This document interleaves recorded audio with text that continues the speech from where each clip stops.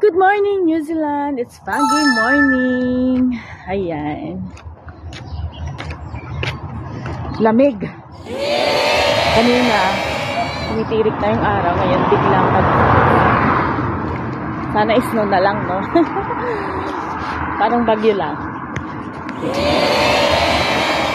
Yan, paligid atin. Yan. Tapos yung sun. Parang nakakasilaw. Yeah. Ayan. Field trip ni Ate Faye. Yeah, at the zoo.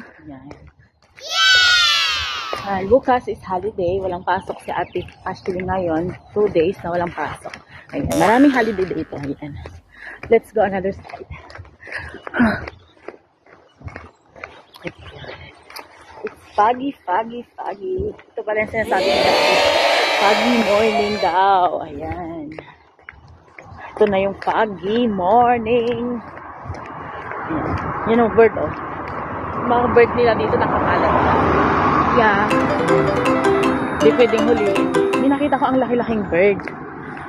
Parang ano siya, manok. Doon sa atin. Yung puno doon. Hindi ka kalapati yun. Colorful eh.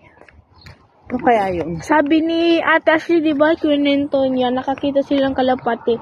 Kasing laki daw ng manok. Ah, oo, baka kalapati yun. Kung kasing laki ng manok, yun din siguro yun. Pero colorful naman, parang green. So yan guys, Green naglalakad. na may blue na may We're red. just walking. Like 800 meters. Oh, Yan, ang bilis it's natin. ano. Ang Si bilis. Ate, ano.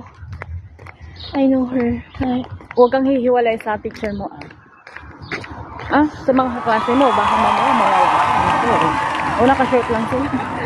kaya si Ate, ano. Hindi ko pa lang shirt. O, diba?